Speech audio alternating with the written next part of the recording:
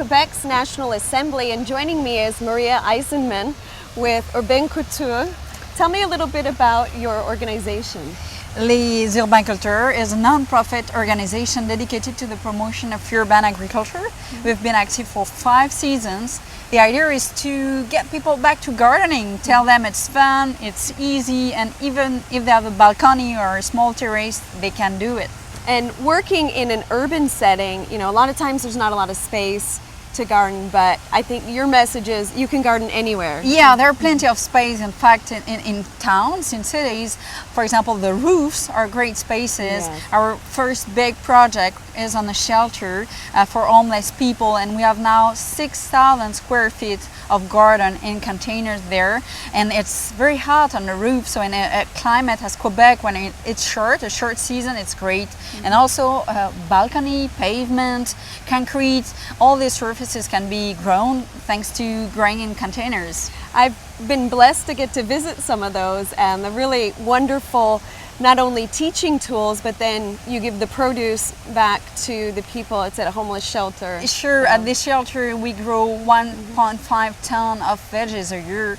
So it's great because it's high quality organic food, veggies, herbs that goes straight to the kitchen. So it's the best, the freshest food in town that goes to the homeless people. They serve between 300 and 500 meals a day, so it's a lot. That's wonderful.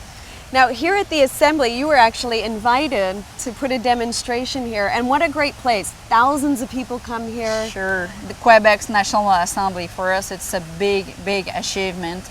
It shows that an institution like this, the bigger institution, the first one in Quebec, recognizes urban agriculture.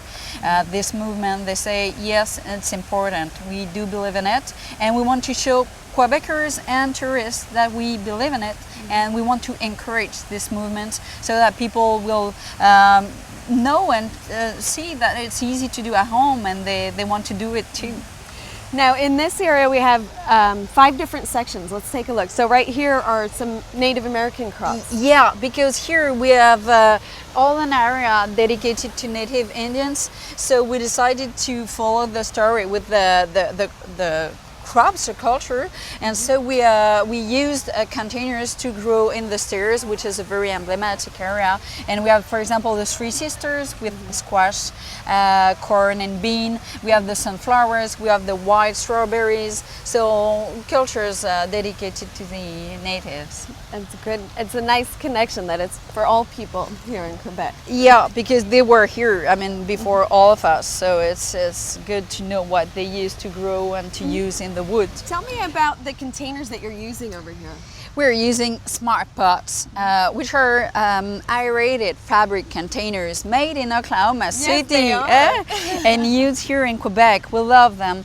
The idea with this container is that it breathes. It's aerated, so it develops air pruning. There is no circling of the roots, but a very dense root system that will allow the roots to go and get more nutrients, more water, and it's very easy to use. Just pour the soil in, it drains very well, and here in Quebec we can leave it out in winter, even with the snow and the freezing, and it's very affordable too. So for us it's a great way, a great tool for people to get back to gardening, and available in many sizes. For example, this one is very big, 50 inches wide, so it's perfect for a family who wants to make a garden, for example. You can have several species in it. And they're very lightweight, and I think the point of the size is important, because with especially bigger crops like tomatoes, you really need to have some room for those roots to spread out. Exactly. The main error that people do when they start gardening in containers is that usually they will take this small container that they had for flowers and put a tomato or a zucchini in this, and my best image is that makes a bonsai, you know, a big tree in a small pot makes a bonsai. So if you want to have a big tomato, 15 or 20 gallon is a great size. So having something affordable and productive makes people who don't know how to garden succeed, and that's our aim.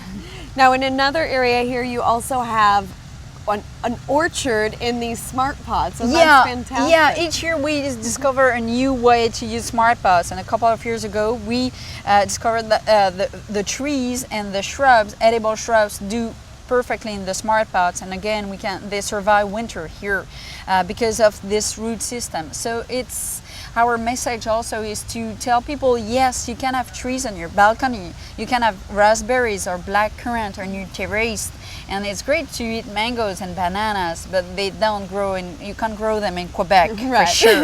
But yes, you can have strawberries and blackcurrant right, here, so that's a great way. And also a nice thing is that you can grow mushrooms in the smart pots, and we happened to discover this because one guy here makes some experiences with the mushroom, and you can have your regular crop on the top, but then if you put the mycelium in it, there will be mushroom growing on the sides, so that's another use. A lot of multiple crops out of one basket. Yeah, exactly. So Maria, in some places people have a little bit more land to grow, and you have a beautiful demonstration garden here. Show them how to do that. Yeah, it was so exciting to remove the lawn in front of the Parliament of Quebec. I loved it. The idea is that we want to encourage people not to grow only lawn. It's nice for kids playing, but also we wanted to show people that in front of their house, even if they live in a suburb, they have a house with lawn, they can remove part of it and have a garden, and it's gonna be nice. It's all the idea of edible landscaping. I mean, you can have rows of veggies, or you can mix veggies and edible flowers, and it's gonna, and your neighbors will tell you, wow, what a nice thing, and you can say, yes, it's edible. Yeah, you have an area over on the other side that has these wonderful circles. So very ornamental, but also functional. Yeah, that's all the idea. And with the different leaves and with the different colors, we play with this different height. And you can have something very ornamental, but still edible at the end of the season. Yeah. I've been admiring your cabbage because we struggle with that. Ours would just fry in the middle of the summer. So this is beautiful crop. You also have a crop over here that maybe not so many people are familiar with. Yeah, it's horseradish, and the idea with this garden, we have two of this garden in fact here, one is on the other side, and the idea with this one was to have all crops, things that used to be grown 1 century, 2 centuries ago, like horseradish, for example, or different kind of veggies here. And on the other side, it's more of tomatoes, cucumbers, zucchini, this more kind of thing. The modern side, exactly. Before we leave, I wanted to just draw attention to some of the ornamental features. Here you have the smart pots, but you've built this beautiful frame around them.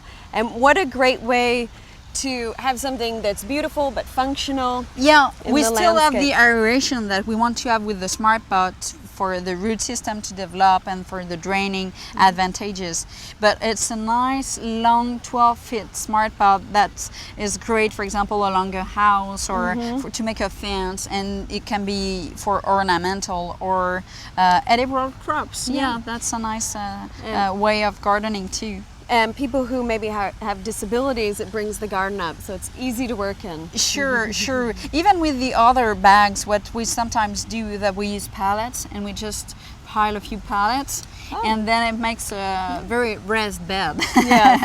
So that's if some people are in a wheelchair or that they can't bend, it's a nice way. It's also one of the advantages of gardening in containers. Well, before we leave, I wanted to feature, I think this is the signature of your project. Sure. You have these beautiful willow arches and domes. Tell me a bit about pergolas. The pergola. You know, we experiment and we love testing things, and this is something that we've been doing for 3 years. We started at the beginning with just an arch. It's living willow. It's Salix viminalis, the cultivar, and the idea with this, it's very easy to grow, gets green very quickly in the season, and you can bend it and make very nice structures. So for cities or citizens, we want to have solutions to green the city and bring shade on concrete or pavement.